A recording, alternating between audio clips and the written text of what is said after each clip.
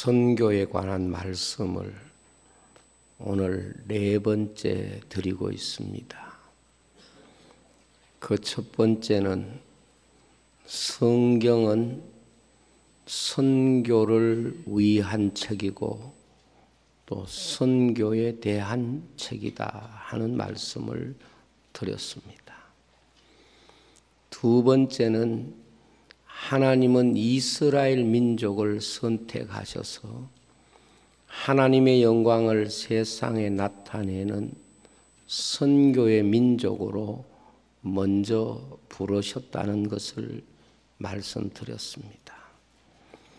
현재 우리나라는 하나님이 역사의 마지막 때 선교 민족으로 서시는 복된 은혜를 우리가 누리고 있습니다. 세 번째는 예수님이 세상에 오신 것은 세상을 구원하시려는 선교적 목적을 가지고 오셨다 하는 말씀을 드렸습니다.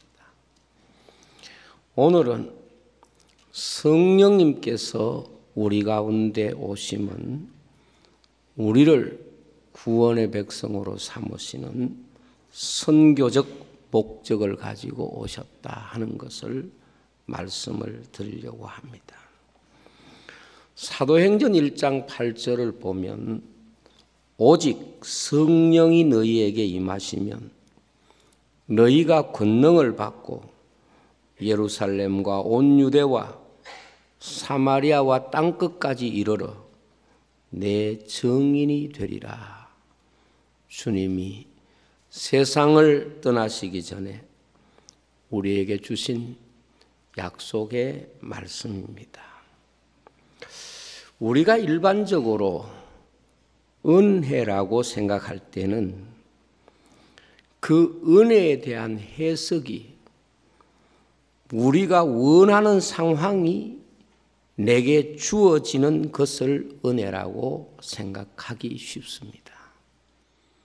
그래서 우리가 은혜를 받았다고 마음에 느끼는 때가 언제냐 하면 우리의 기대대로 되고 우리의 소원대로 되고 우리가 희망하는 것을 우리의 손에 잡았을 때에 은혜를 받았다 이런 생각을 하게 됩니다.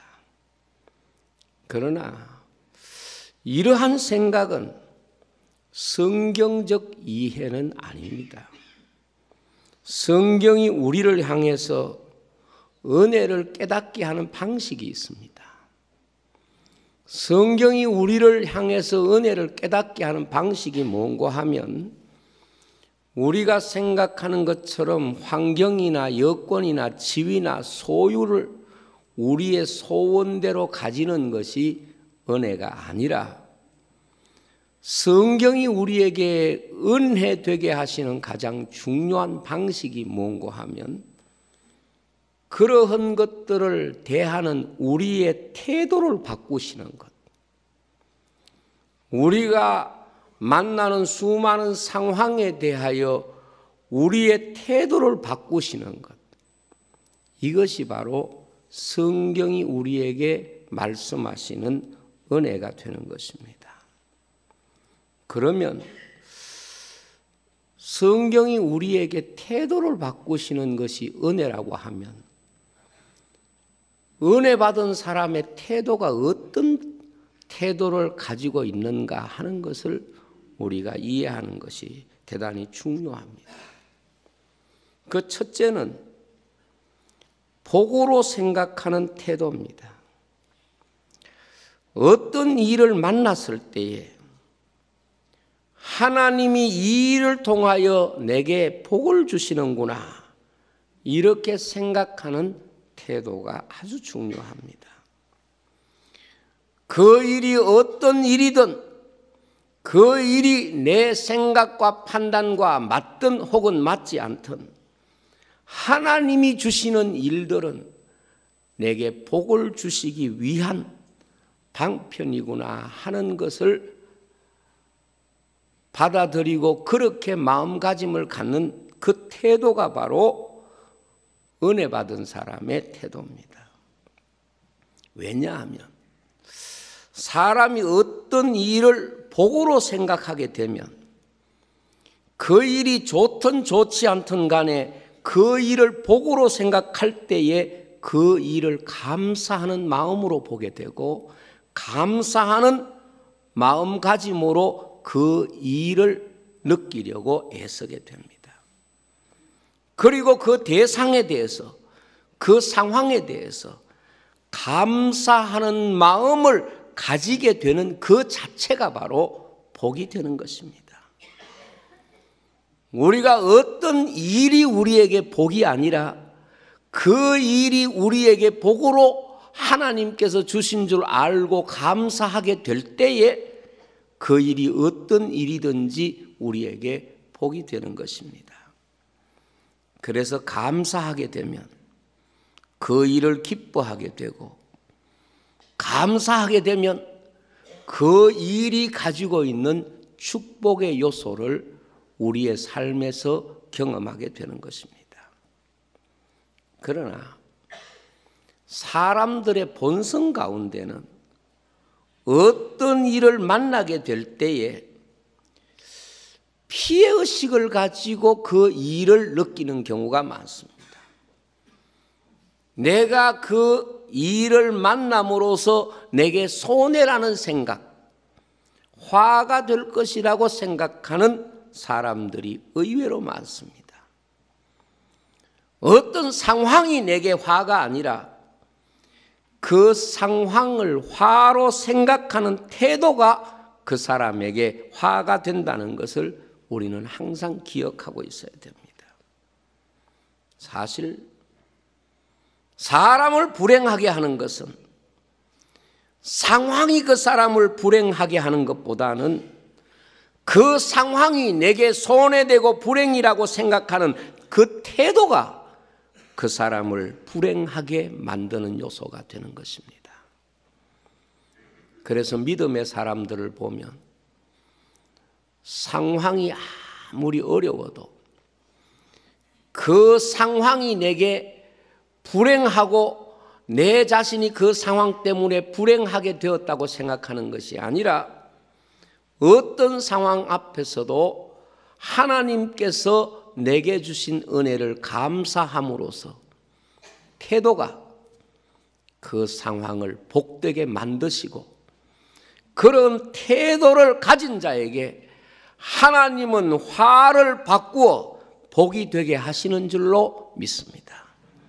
그래서 요셉은 그 형들을 만났을 때 당신들은 내게 해를 주고자 했지만 하나님은 그것을 바꾸어 내게 복이 되게 하셨나이다. 이것이 믿음의 고백인 줄로 믿습니다. 두 번째로는 교훈으로 생각하는 태도입니다. 사실 어떤 상황을 하나님이 내게 주시는 교훈이 있을 것이라고 생각하고 그 상황을 바라보게 되면 그 상황은 내게 좋은 스승이 되기 됩니다. 그래서 그 상황에 하나님이 주시는 교훈이 있을 것으로 생각하고 그 상황을 보면 고난도 그에게 정금 같은 선생이 되고 고난이 내게 왔더라도 그 고난을 통하여 내가 정금같이 변하는 정금 같은 은혜를 누리는 이런 축복이 있는 것입니다. 믿음은 자기에게 오는 상황 속에서 하나님께서 무엇을 가르치기를 원하시는가? 하나님이 이 일을 통하여 내게 어떤 교훈을 주시기를 원하실까? 이 하나님의 교훈에 귀를 기울이면 그 상황이 우리를 가르치는 좋은 스승이 되어주는 것입니다. 세 번째로 사명으로 생각하는 태도입니다.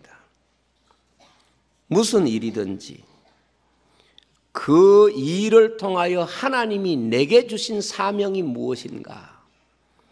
이것을 생각하는 사람은 그 상황보다 상황을 주신 하나님께 시선을 두기 때문에 그 일이 그에게 주는 영적인 유익은 전혀 다르게 되는 것입니다.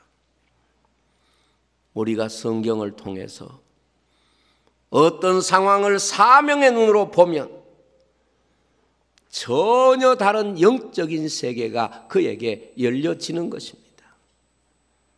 사명이 없는 상황은 인생에게 없습니다. 사명이 없는 사람도 없습니다.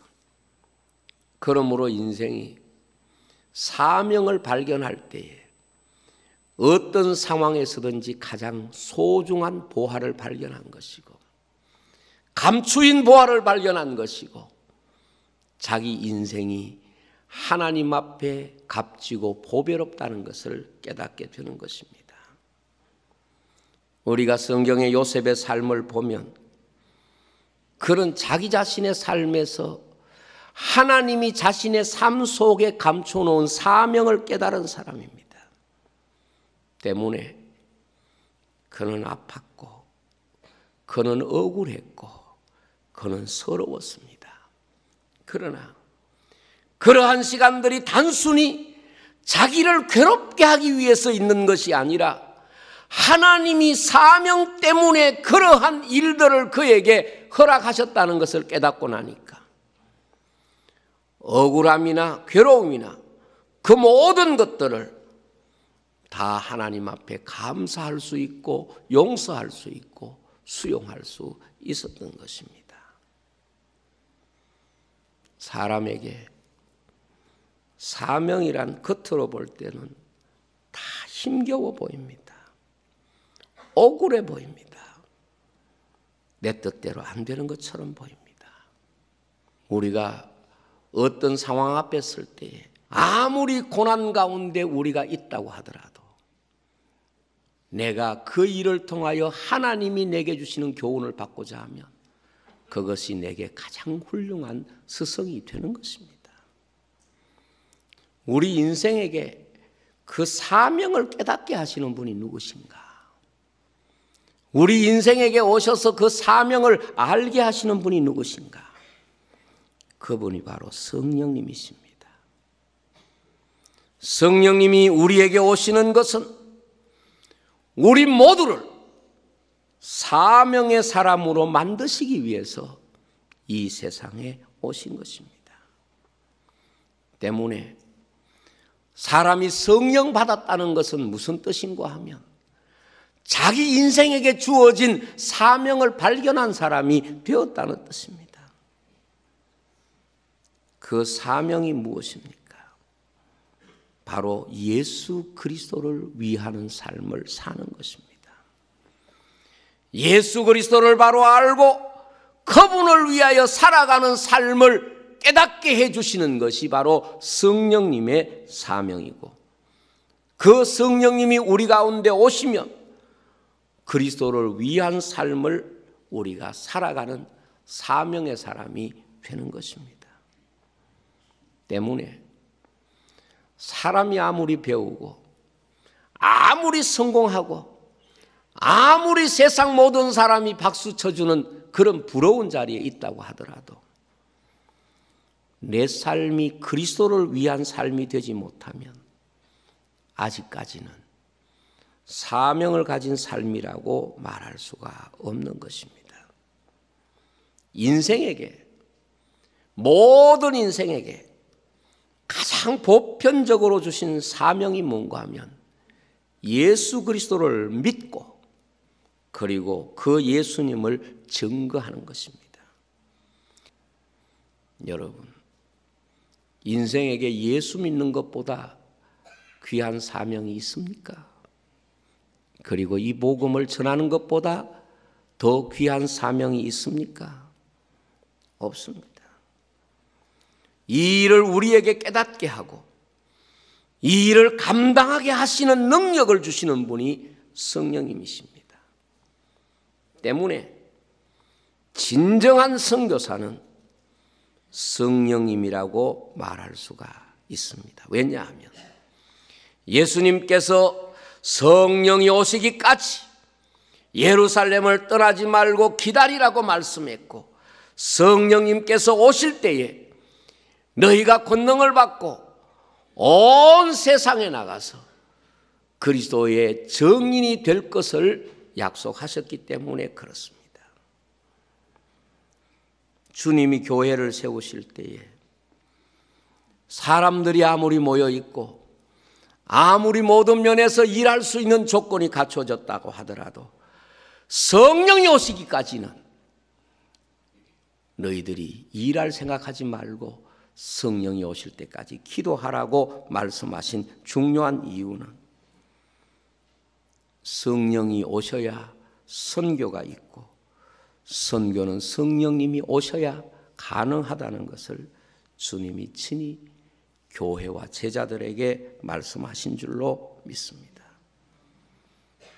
여러분, 성령 충만한 성도들이 되시기를 바랍니다. 늘 뜨겁게 기도해서 성령의 음성을 들을 수 있는 그런 신앙생활을 할 수 있기를 바랍니다. 그렇지 않으면 우리의 힘과 능력으로 할 수 있는 일은 아무것도 없는 것입니다. 성도가 사명의 사람이 되려면 반드시 자신의 삶이 전도와 연결고리가 있어야 합니다. 내가 무엇을 하든 내 삶이 전도와 연결고리를 갖지 못하면 그것은 주님 오심을 기다리는 삶이라고 말할 수가 없습니다. 오늘 우리가 읽었던 본문 말씀, 이 천국 복음이 모든 민족에게 정언되기 위하여 온 세상에 전파되리니 그제야 끝이 오리라. 다시 말하면 그때 주님이 오신다는 말입니다. 복음을 전한다는 것은 다른 말로 하면 주님 오실 길을 예비하는 것입니다. 복음을 전하는 것은 이 말씀 그대로 해석하면 우리가 주님 오실 길을 펴는 것입니다. 그런데 우리가 복음을 전하지 않으면 왜 화가 되느냐? 성경에 보면 나의 왕됨을 싫어하는 저 사람들 다 버리라는 겁니다. 쫓아내라는 겁니다. 심판의 자리에 버리라는 겁니다. 오늘 우리가 신앙생활을 하면서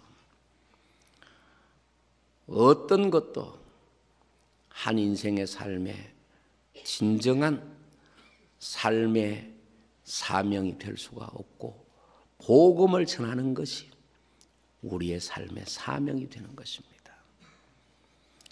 그래서 바울은 자신의 일생을 전도자로 살았고 그것이 자신의 사명이고 그 사명에 주님은 상급을 주실 것이고 이 상급은 자기만 아니라 그리스도의 복음을 위하여 사는 사람에게 주신 주님의 약속이라는 것을 말씀하고 있습니다. 말씀을 정리하겠습니다. 여러분, 우리는 어떤 일을 만날 때에 그 일이 복이 아니라 그 일을 복으로 생각하는 태도가 진정으로 하나님 보실 때에 복을 주시는 마음이고 복을 받을 마음인 줄로 믿습니다. 제가 최근에 영화 하나를 보았는데 제목이 뭔가 하면 미라클 프롬 헤븐이라고 하는 영화입니다. 이 영화가 실화입니다. 그리고 영화 제일 마지막 부분에 보면 그 실제 인물들의 사는 장면들이 조금 나옵니다. 둘째 딸이 아주 어린데 장폐색이라고 하는 무슨 음식이 들어가도 장이 움직이지 않는 거예요. 그 장을 잘라내고 온갖 방법을 다 해도 의료적 치료로서는 치료되지 않는 그런 병인 거예요.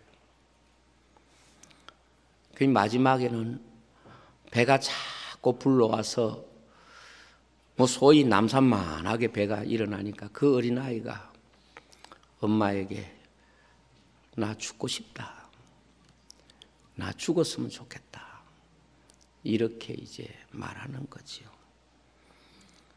세계에서 가장 권위 있다는 소아과 의사를 만나서 있는 돈 다 써서 치료를 받았지만 치료가 안 됩니다. 그 과정에서 얼마나 힘겨운 시간들이 많았는지 모르죠.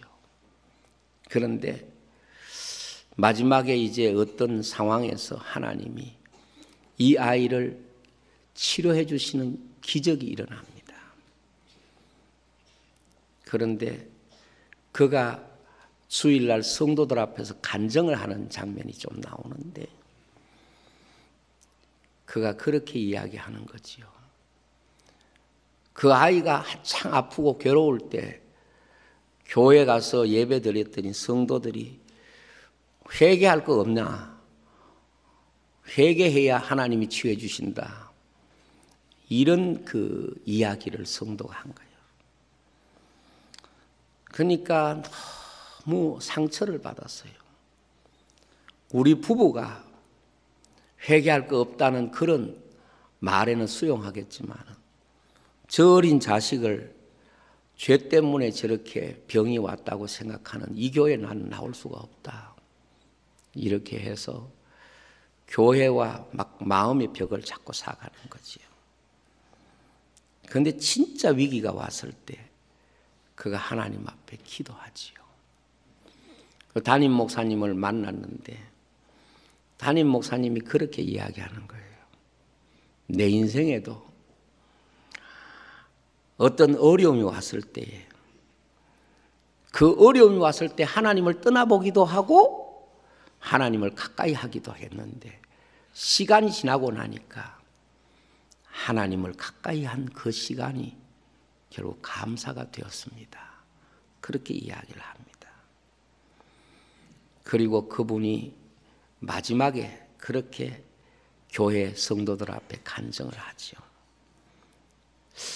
나는 몰랐지만 내 과정 속에서 만났던 수많은 사람들이 지금 생각하니까 하나님이 내게 은혜 주시기 위해서 만나게 하신 사람들이었다는 걸, 그때는 내가 상처받고 그때는 힘들었지만 하나님의 은혜와 복을 주시기 위해서 내게 있었던 사람들이라는 것을 비로소 깨닫게 됩니다. 기적이라는 것은 그 한 사건이 만든 게 아니라 내 인생에 만났던 그 모든 사람을 통해서 하나님이 내게 주신 은혜라는 것을 이야기합니다.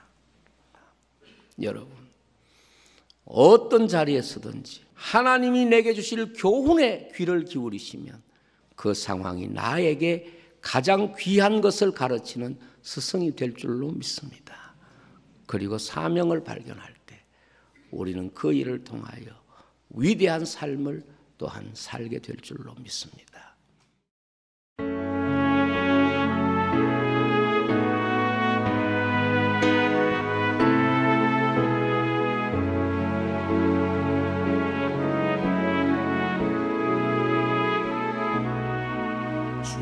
주님 앞에 섭니다.